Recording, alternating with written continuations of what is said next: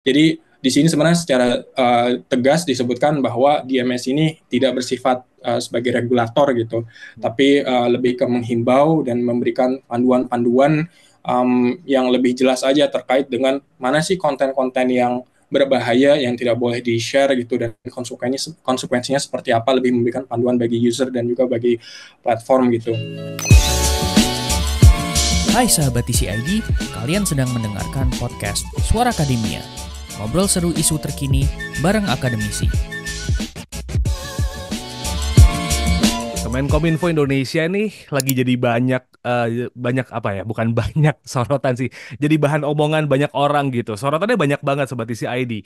Kita bisa ngelihat dari RUU Kepenyiaran gitu yang sempat dibahas di Suara Akademia sebelumnya, terus statement Bapak Menkominfo mengenai judi online gitu ya. Lalu juga ada RUU Pers begitu. Belum lagi ada isu Twitter mau diblok, dan yang nggak kalah rame buat didiskusiin sama banyak orang, salah satunya adalah wacana pembentukan Dewan Media Sosial. Ini tuh bakal menjadi sebuah lembaga atau badan yang nantinya akan mengawasi gerak-gerik netizen di sosmed gitu. Kurang lebih sih definisinya kayak gitu. Tapi Pak Menkominfo juga masih belum memberikan brief yang jelasin bakal seperti apa. Cuman sepertinya kok bahasan mengenai Dewan Media Sosial ini seru gitu kalau kita bahas, dan juga seru kalau kita kulik karena statementnya kayak semacam sepotong gitu Sobat isi ID, tapi udah bikin deg-degan karena banyak banget kontroversinya gitu.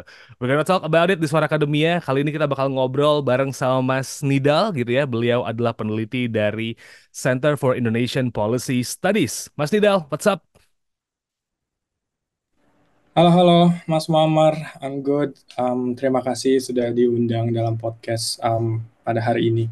Oke, nice to talk to you, Mas Nidal. Pertanyaan pertamaku sih sebenarnya simple gitu ya. Ini tiba-tiba Bapak Menkominfo kita lagi dan lagi mengeluarkan statement yang bikin dalam tanda petik deg-degan gitu, atau bikin orang nanya-nanya mau ada wacana pembentukan Dewan Media Sosial nih Mas Nidal. What do you think ketika wacana ini keluar nih Mas?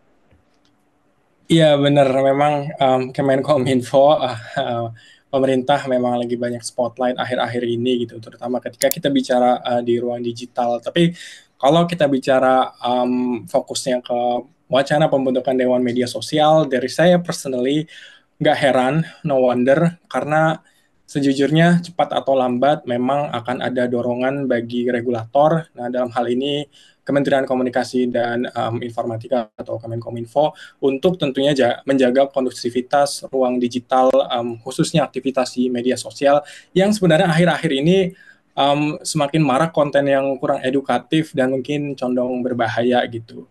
Dan memang kalau dilihat juga pemerintah memiliki riwayat ya dalam mengawasi, membatasi, dan juga memblokir aplikasi dan konten yang sebenarnya dianggap melanggar atau melanggar aturan, sebagaimana memang wewenang ini tercantum dalam beberapa peraturan pemerintah, misalnya peraturan pemerintah nomor 71 tahun 2019, kemudian ada juga peraturan Kemenkominfo nomor 5 tahun 2020, dan yang terbaru di revisi kedua Undang-Undang ITE nomor 1 2024 gitu. Jadi in general menurut saya emang arahnya itu pemerintah itu lebih suka lebih ketat gitu mengatur di ruang digital gitu. Jadi no wonder lah kalau ada memang wacana DMS atau Dewan Media Sosial ini keluar dari Kemenkominfo gitu. Seperti itu, Mas Muammar. Kayaknya pemerintah belum cukup ya ngebaca community guideline dari masing-masing platform ya, kayak kudu diatur lagi gitu ya Mas Nidal ya. Exactly. Sebenarnya memang kalau kita lihat setiap platform digital, setiap platform UGC ya, user generated content, yang mana itu platform-platform media sosial masing-masing tentunya punya community guidelines, dan itu juga sangat kontekstual tergantung dari masing-masing pengembang gitu. Dan sepertinya pemerintah kita belum cukup dengan adanya community guidelines, pengen ada pengaturan mungkin yang lebih mungkin bagi mereka lebih objektif dan lebih konteks spesifik gitu ke Indonesia gitu. Tapi pada prosesnya dipandang oleh beberapa kelompok gitu, oleh masyarakat sipil terutama itu ini kayak ngapain sih ngatur lagi gitu. Apalagi kadang wacana-wacana itu belum jelas gitu, belum fix seperti apa bentuk pengaturannya gitu, dan condong banyak pasal-pasal karet yang bisa digunakan sebenarnya untuk mengkriminalisasi suara-suara yang mungkin kritis dan berbeda dengan pandangan pemerintah gitu, dan bersifat mungkin di ruang abu-abu gitu, apalagi ketika kita bicara soal misinformasi dan disinformasi gitu. Jadi pengaturan-pengaturan ini sebenarnya kadang menurut saya itu berlebih gitu, dan nggak kurang diperlukan lah gitu, seperti itu Mas Muammar. Ya, em, RUU penyiaran disorot tiba-tiba lewat media sosial gitu. Ini kayak apa ya? Tanknya udah ada RUU penyiaran gitu kan, DMS-nya tuh jadi kayak prajurit yang ada di dalamnya itu nggak sih, kurang lebih mas situasinya kalau ngelihat semuanya yang snowballing gitu ya. Jadi oh dewannya udah ada, habis itu tameng hukumnya sudah ada. Jadi ini kayak paket komplitnya gitu untuk mengawasi masyarakat gitu ya. Oke. Iya, betul sekali Mas. Kurang lebih emang seperti itu saya melihatnya gitu. Udah regulasinya cukup ketat gitu, dan terutama kan kalau kita bicara soal pengaturan di ruang digital, media sosial, itu kan kita bicara Permen Kominfo 5 2020 ya, terkait moderasi konten gitu.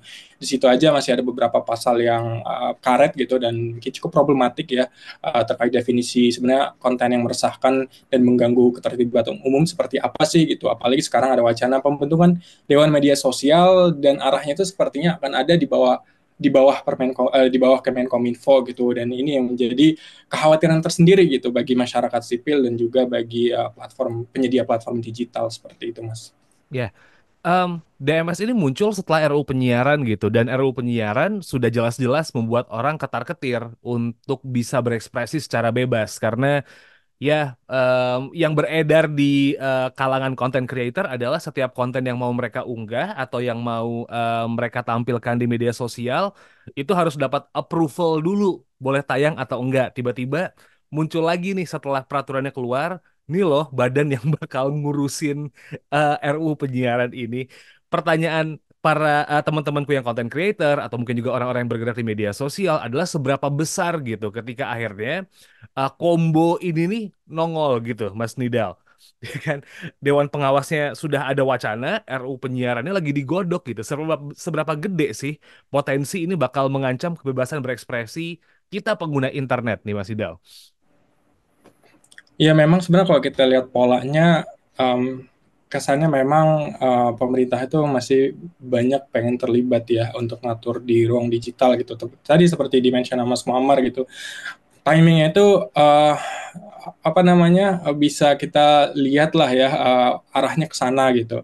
Dari RUU penyiaran, kemudian pembentukan dewannya gitu. Padahal sebenarnya belum beres juga ketika kita bicara soal badan-badan yang ngatur di ruang digital gitu. Sebenarnya kalau kita coba trace back gitu, ada beberapa regulasi sebenarnya yang juga masih menunggu untuk dibentuknya dewan atau komite gitu. Misalnya salah satunya perpres yang terkait publishers rights, atau terkait dengan jurnalisme berkualitas, di mana memang ada mandat untuk membentuk komite khusus gitu terkait dengan undang-undang tersebut atau perpres tersebut gitu, dan diwacanakan di pertengahan tahun ini gitu. Kemudian juga ada yang DMS ini, dan sebenarnya kalau kita bicara DMS atau dengan media sosial ini kan payung hukumnya juga masih belum jelas gitu kan, Ya. dan sebenarnya jadi kalau saya sih melihatnya itu konteks besarnya itu adalah perlu diperjelas dulu nih peran DMS itu, apakah akan berperan sebagai misalnya regulator yang mana melakukan pengontrolan,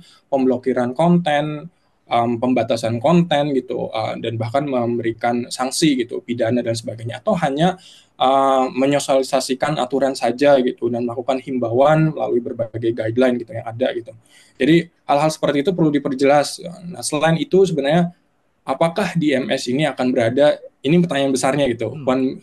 one million question, apakah akan berada di bawah rumpun eksekutif pemerintah atau akan beroperasi secara independen gitu. Kemudian pertanyaan lanjutannya lagi, komposisinya akan seperti apa gitu, dari mulai pakar dan ahli, kemudian keterwakilan dari berbagai stakeholder itu penting untuk dipastikan sehingga kita bisa tahu sejauh mana akuntabel dan berintegritasnya dewan tersebut gitu. Nah, kalau misalnya dalam skenario DMS ini berada di bawah, let's say, Kemenkominfo lah gitu, dengan komposisi, let's say juga lebih banyak didominasi oleh regulator atau orang-orang dari Kemenkominfo, maka tentu kekhawatiran atas kontrol negara yang lebih ketat terkait dengan kebebasan berekspresi menjadi berdasar sih menurut saya gitu. Dan ini bisa jadi kalau misalnya skenario seperti itu bisa arahnya itu adalah memang pemerintah pengen membentuk badan atau entitas tambahan yang memperketat penyensoran dan keputusan penyensoran sekaligus memutus konten mana nih kira-kira yang boleh dan tidak boleh di-share di media sosial gitu. Terutama ya tadi yang saya mention gitu, jika menyangkut konten-konten yang bersifat abu-abu seperti misinformasi dan disinformasi gitu. Tapi sebaliknya jika DMS ini berjalan secara independen gitu, atau kita sebutnya kalau di CIPS CHIPS itu koregulatif gitu, koregulasi diatur secara bersama gitu oleh berbagai stakeholder, kemudian ada transparansi juga dan terjamin independensi komposisi oleh pakar-pakarnya. Sebagaimana sebenarnya itu juga direkomendasikan oleh UNESCO dan artikel 19 ya, badan-badan internasional, maka kekhawatiran akan ancaman kebebasan berekspresi digital menurut saya bisa diminimalisir gitu. Jadi skenario sekarang harus diperjelas dulu, apakah benar-benar ada di bawah pemerintah atau mereka berjalan secara independen gitu. Itu dulu yang perlu kita pastikan gitu sebelum kita mungkin lebih lanjut lagi mendiskusikan dampaknya seperti apa dan sebagainya gitu. Itu sih menurut saya, Mas Muhammad. I see. Nah, kita sekarang ngomonginnya what if nih, Mas Nidal ya. Ketika akhirnya ini masih wacana kan sebenarnya gitu. Pak Menkominfo ketika mengeluarkan statement ini juga masih terkesan ini baru gagasan besar yang belum ada turunan-turunannya gitu kan. Belum ada clear ini bakal seperti apa. Kita berbicara peran apabila benar-benar DMS ini ada gitu. Akhirnya dibentuk, ketok palu, kita akan membentuk Dewan Media Sosial. Peranannya DMS ini tuh bakalan kayak gimana ya Mas, ketika mereka bakal menjadi dalam tanda petik moderator gitu. Kalau biasanya buat orang yang biasa pakai Kaskus kan jadi bakal kayak pengawas gitu. Atau misalnya mereka memang jadi kayak watchdognya semua konten di media sosial kah? Atau orang-orang DMS ini tuh juga bisa kayak memberikan feedback ke platform gitu. Kayak community guideline kalian buat Indonesia nggak tepat nih, apakah perlu kayak gitu-gitu? Perannya bakal kayak gimana ya DMS ini Mas ya? Nah, kalau mungkin saya mau menekankan bahwa sebenarnya DMS ini sejatinya diperlukan ya untuk menjaga kondusivitas ruang digital termasuk mungkin dalam mekanisme moderasi konten yang lebih bertanggung jawab gitu. Ya akan tetapi ya tadi seperti saya sebutkan gitu perannya akan bergantung pada bentuk dan kewenangan dewannya gitu. Dan sebenarnya DMS ini kan didasarkan pada itikat ya untuk menciptakan ruang digital yang lebih sehat gitu di Indonesia gitu, serta menjadi wadah penyelesaian sengketa atas konten-konten daring yang dianggap palsu, ilegal dan berbahaya yang mungkin selama ini kurang terakomodasi gitu di platform-platform UGC gitu. Dan sebenarnya kalau kita coba tarik dari perspektif internasional, sebagaimana sebenarnya DMS ini pertama kali direkomendasikan oleh artikel 19, itu sebuah organisasi HAM internasional yang berbasis di Inggris. Sebenarnya di situ disebutkan ya secara gamblang tujuan utama DMS itu ada beberapa gitu, tapi kalau saya sederhanakan at least ada 4, yaitu untuk meninjau keputusan moderasi konten yang dibuat oleh platform UGC yang emang sifatnya self-regulating kan. Jadi di sini bisa mengimbangkan sehingga ada juga peran yang lebih lebih seimbang dari DMS ini gitu. Jadi nggak fully dari platform. Kemudian juga DMS ini bisa memberikan panduan umum tentang praktik moderasi konten yang mengikuti standar global gitu. Kemudian bisa menjadi forum multi pihak, multi stakeholder forum untuk pengembangan kebijakan moderasi konten sesuai konteks lokal masing-masing gitu di negara masing-masing. Dan yang terakhir juga di situ disebutkan bahwa DMS ini diharapkan bisa menerapkan pendekatan kepatuhan sukarela atau sebutannya voluntary compliance, sehingga tidak ada kewajiban hukum yang mengikat gitu. Jadi di sini sebenarnya secara tegas disebutkan bahwa DMS ini tidak bersifat sebagai regulator gitu, tapi lebih ke menghimbau dan memberikan panduan-panduan yang lebih jelas aja terkait dengan mana sih konten-konten yang berbahaya yang tidak boleh di-share gitu, dan konsekuensinya seperti apa, lebih memberikan panduan bagi user dan juga bagi platform gitu. Sehingga sebenarnya kalau saya lihat apabila dijalankan sesuai dengan rekomendasi artikel 19 ini, diharapkan menurut saya dapat mengatasi mungkin penyebaran konten berbahaya, kemudian menjaga keamanan digital bagi anak-anak ya, yang sebenarnya mayoritas sekarang kita udah nggak tahu nih user dari platform UGC ini siapa aja gitu, dan kebanyakan memang anak-anak. Kemudian juga tentunya bisa meningkatkan literasi digital masyarakat dan berfungsi sebagai sarana penyelesaian sengketa yang efektif di media sosial sih. Seperti itu Mas Muhammad. Iya, tujuannya memang bagus begitu ketika pembentukan Dewan Media Sosial ini ya, karena sepertinya community guideline pun juga kadang-kadang setiap platform beda-beda, dan dengan adanya DMS ini tuh paling nggak ada eh, pengawasan dan juga moderasi yang lebih baik untuk pengguna internet berikutnya, yang ada sekarang dan juga yang berikut-berikutnya gitu. Another question is tentang anu nih Mas Nidal begitu. Kita berbicara soal ketika pada akhirnya DMS ini tuh ingin dibentuk dan juga mencoba untuk merangkai cara beroperasinya gitu kan. Karena akan sulit nih, mulai dari pembentukan. Tadi Mas Nidal sempat mention soal ini bakal di bawah Kemenkominfo atau dia bakal independen nih, karena itu bakal jadi masing-masing punya permasalahannya sendiri gitu. Kalau Kemenkominfo nanti um, ada permasalahannya ketika ini jadi independen, pakar dan orang-orang yang dilibatkan juga harus dipikir gitu. Tantangannya nih Mas Nidal, mengenai tadi pembentukan sama operasinya mereka ini bakal seperti apa? Menurut Mas Nidal dalam dua hal itu tantangan yang bakal dihadapi apa aja sih Mas? Oke, mungkin tantangannya kalau saya sederhanakan, yang pertama tentunya mencapai kesepakatan ya antar seluruh stakeholder yang terkait mengenai bentuk DMS ini akan seperti apa, dan sejauh mana gitu batasan wewenangnya gitu. Sampai sekarang kan Kemenkominfo sebenarnya kalau kita lihat di berbagai media itu masih dalam konsultasi publik gitu, jadi belum ada kesepakatan apakah misalnya DMS ini akan dijadikan sebagai platform pengembangan pengaturan saja, atau misalnya dibekali dengan kewenangan untuk membatasi dan meminta penghapusan konten gitu. Jadi punya wewenang take down request lah, sebagaimana itu ada di Kemenkominfo gitu, atau seperti apa gitu. Itu yang perlu pertama disepakati oleh seluruh stakeholder, dan stakeholder yang saya maksud di sini itu tentunya dari pemerintah, mungkin pemerintah di sini sebagai lead-nya, kemudian juga dari platform-platform UGC, media sosial kayak misalnya Meta, Google dan lain sebagainya gitu. Kemudian dari kelompok masyarakat sipil, karena jejaringnya kan mereka luas dan sebagai pengguna terbesar juga.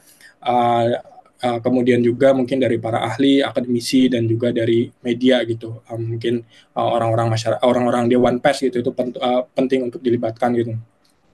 Juga sebenarnya tantangan lainnya itu adalah pembentukan DMS atau badan apapun gitu di Indonesia tentu harus didahului dengan payung hukum yang jelas ya, yang mana sebenarnya saat ini belum ada di tingkat undang-undang yang memandatkan pembuatan dewan tersebut gitu. Meskipun sebenarnya kalau kita trace back lagi, beberapa koalisi masyarakat sipil seperti misalnya SafeNet pernah mengusulkan untuk dimasukkan pasal khusus mengenai pembentukan DMS dalam saat itu konteksnya adalah revisi kedua undang-undang ITE gitu tahun lalu ya. Namun pada saat itu tidak terakomodasi rekomendasi tersebut, dan disahkan undang-undang ITE terbaru pada awal 2024, dan ternyata wacana ini dimunculkan lagi oleh Kemenkominfo. Dan ini menjadi pertanyaan gitu, sehingga ya itu perlu dibentuk dulu undang-undangnya atau regulasinya terkait dengan DMS ini gitu. Kemudian mungkin menjawab pertanyaan terkait operasionalitasnya.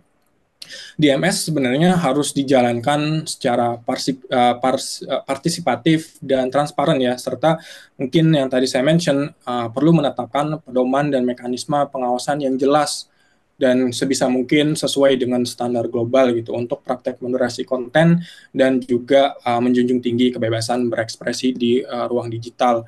Dan sebenarnya saya juga menyarankan DMS juga dapat berkoordinasi dengan dewan-dewan yang beririsan di level global gitu, seperti misalnya yang sudah established di itu Meta Oversight Board milik Meta ya, Facebook. Kemudian ada juga Global Network Initiative atau GNI dan Global Internet Forum to Counter Terrorism atau GIFCT. Ya sebenarnya untuk menghindari duplikasi dan ketidakefektifan lah, maka aktor-aktor nasional harus tetap berkolaborasi dengan dewan-dewan global ini untuk mungkin mendapatkan lesson learn dan penerapan yang baik gitu. Um, Selain itu juga sebenarnya kita bisa lihat juga contoh kasus pembentukan DMS di negara lain, misalnya di Irlandia. Irlandia ini sebagai negara percontohan untuk piloting DMS yang sudah digodok sebenarnya sejak 2020 lalu. Dan itu juga sebenarnya sesuai dengan rekomendasi artikel 19 yang tadi saya mention. Nah, di Irlandia sendiri DMS-nya menjadi badan kepatuhan secara sukarela ya, yang tadi voluntary compliance, yang dibentuk langsung oleh para pemangku kepentingan dan secara kolaboratif dari pemerintah, platform, dan masyarakat sipil.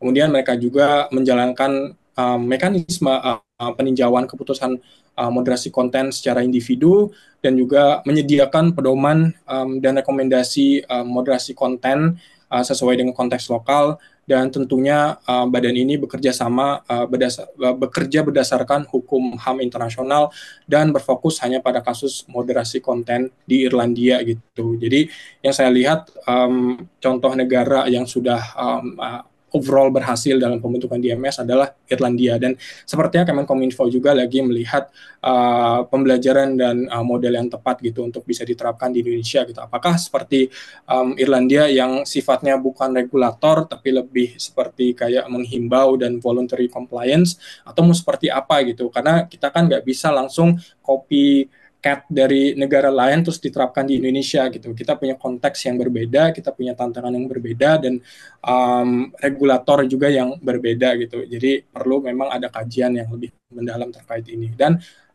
pastinya perlu ada dorongan apa namanya partisipasi dari seluruh stakeholder secara inklusif sih, Mas Muammar. Oke, transparansi jadi kunci banget dong di sini Mas Nidal ya, karena kepercayaan publik terhadap Dewan Media Sosial, begitu juga ketakutan masyarakat nih belakangan ini mengenai penyalahgunaan wewenang itu tuh muncul, dan akhirnya ketika kita berbicara soal pembentukan DMS, transparansi dan juga pedoman yang jelas itu publik benar-benar harus tahu dong supaya akhirnya DMS ini bisa berjalan sesuai fungsinya dan memberikan manfaat sesuai apa ya, sesuai goals-nya gitu. Kurang lebih gitu nggak sih, Mas? Ya, saya setuju banget ya. Transparansi menjadi kunci, keterlibatan kelompok-kelompok yang apa namanya yang terkait juga penting gitu, karena untuk memahami konteks lokal, dan juga adanya pedoman yang bisa diakses oleh publik gitu, pedoman khusus dan yang sifatnya mungkin mudah dibaca gitu. Mungkin kalau community guidelines itu lebih spesifik ke platform-platform tertentu gitu. Terus kalau misalnya kita ngomongin regulasi di Permenkominfo juga bahasanya terlalu hukum dan sulit mungkin untuk dipahami oleh masyarakat-masyarakat tertentu. Jadi memang perlu dibuat pedoman guideline simple untuk masyarakat, cara misalnya menghindari uh, cara misalnya share konten-konten yang tepat seperti apa untuk menghindari hukum dan sebagainya, dan juga pedoman bagi bisnis juga, mungkin bagi platform gitu, agar tidak misalnya pemerintah melakukan pemutusan akses dan sebagainya gitu. Jadi pedoman-pedoman ini seharusnya ada, dan saya lihat mungkin di DMS ini menjadi dewan yang tepat gitu untuk mengembangkan pedoman tersebut sih, Mas. Oke, jadi ini bisa clear sih Sobat isi ID begitu. Kita bisa ngelihat bahwa sebenarnya pembentukan DMS ini bukan berarti semua-semua bakal dilarang, tapi sebenarnya ada sebuah badan gitu ya yang mengawasi bagaimana seharusnya di internet itu tuh konten-konten yang beredar itu jadi lebih clear begitu. Jadi adanya hoax atau mungkin penyebaran konten-konten yang nggak baik gitu ya, misinformasi, disinformasi, ujaran kebencian itu nggak keluar semudah sekarang. Kayak gitu ya kurang lebih Mas Nidal ya. Bukan berarti, oh ada dewan media sosial, kita semua jadi harus kayak tentara dan tanda petik gitu, diawasin banget. Bukan kayak gitu ya Mas Nidal ya. Enggak, ya benar, setuju banget gitu. Karena mungkin beberapa dari kita itu kita nggak tahu batasan hate speech atau ujaran kebencian itu Mhm. seperti apa, batasan hoax itu seperti apa, misinformasi bedanya dengan disinformasi seperti apa. Jadi yang ditekankan di sini sebenarnya adalah literasi bagi masyarakat gitu, baik literasi digital, terus kemudian etika digital gitu, ya agar sebenarnya ini buat sama-sama menjaga ruang media sosial, ruang digital yang lebih aman dan juga apa namanya kondusif lah bagi kita semua gitu. Jadi sebenarnya tujuannya baik, niatnya baik, tapi kembali lagi sekarang implementasinya apakah sesuai dengan niat dan etikat baik itu atau seperti apa gitu. Sebenarnya seperti itu sih, Mas Muammar. Oke. Em, Sebenarnya jadi clear untuk mengenai Dewan Media Sosial ini Sobat Isi ID ya, bukan hal-hal yang kayak oh kita akan punya polisi internet sekarang, not like that actually. Jadi ya bakal ada dewan yang buat mengawasi bagaimana supaya internet jadi ruang aman untuk kita semuanya. Well, Mas Nidal, kita udah mau selesai nih obrolannya. Mungkin ada yang disampaikan lagi kah soal Dewan Media Sosial ini gitu, karena memang masih wacana sebenarnya. Kita berharap Kemenkominfo baik dari menteri yang sekarang atau mungkin nanti misalnya diganti gitu setelah pelantikan presiden bakal godok ini lagi. Uh, we'll never know kelanjutannya seperti apa karena masih godokan. Tapi mungkin dari teman-teman si IPS atau Mas Nidal mengenai wacana ini nih Mas, ada yang pengen disampaikan lagi kah? Tadi sebenarnya udah banyak saya mention gitu tentang posisi dan pandangan saya gitu terkait DMS gitu. Tapi kalau misalnya saya boleh tekankan lagi dan saya sampaikan, mungkin bagi pemerintah gitu atau siapapun nanti yang lead dalam proses pembentukan DMS ini, uh, kalau bisa dipikirkan secara matang, jangan terburu-buru gitu, karena ini juga akan menyangkut hajat banyak orang gitu ya, masyarakat digital gitu. Jadi perlu digodok dengan baik dan perlu pelibatan tentunya seluruh kelompok ya yang apa namanya yang relevan gitu, terutama dari platformnya sendiri, kemudian dari koalisi masyarakat sipil itu, karena memang sebenarnya DMS ini menjadi apa ya pembicaraan di tingkat internasional ya untuk bagaimana sebenarnya kita bersama mengatur ruang digital yang lebih aman gitu. Kita nggak mau melihat dominasi salah satu kekuatan gitu atau pihak, nggak dari pemerintah itu sendiri maupun nggak dari platform, tapi juga masyarakat sipil kita punya kekuatan yang sama gitu, dan kita harus dilibatkan untuk sama-sama mengatur agar ruang digital ini bisa kita gunakan dengan aman gitu. Dan selain itu juga sebenarnya yang saya pengen tekankan adalah literasi digital masyarakat gitu, karena semakin canggih apa namanya semakin canggih teknologi dan juga konten-konten juga semakin beragam di ruang digital, perlu kita ada pemahaman yang lebih gitu untuk tahu, untuk terhindar, terutama ya untuk terhindar dari hoax, dari disinformasi, dari penipuan-penipuan online lah gitu, dari scam fraud yang semakin berkembang juga ya di saat di era digital ini. Jadi sebenarnya ini momentum kita bersama gitu untuk sama-sama lah gitu lebih bijak lagi memanfaatkan dan menggunakan media sosial gitu, dan terutama ketika kita adalah seorang content creator gitu. Jadi mungkin seperti itu pesan terakhir dari saya, Mas Muammar. Kita tunggu wacana dan juga godokan kelanjutan dari Dewan Media Sosial ini Sobat Isi ID karena ya memang dibutuhkan moderasi dan juga disesuaikan konteksnya community guideline.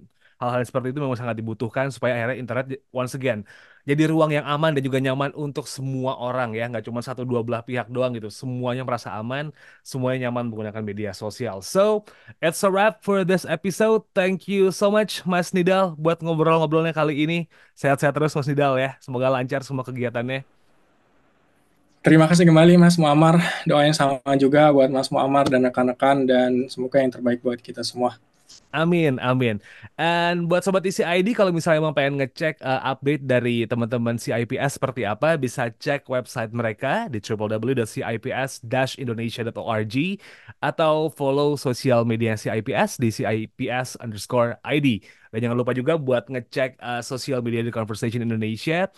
Ada Conversation IDN di X, di Twitter, di Instagram, dan juga di TikTok. Di YouTube ada di Conversation Indonesia. Just subscribe us dan cek Suara Akademia di Spotify atau mungkin juga di Apple Podcast. Itu bisa langsung di follow di situ ya. It's a wrap for this episode. Kita ketemu lagi minggu depan Sobat Isi ID. Saya Muhammad Syarif. Wassalamualaikum.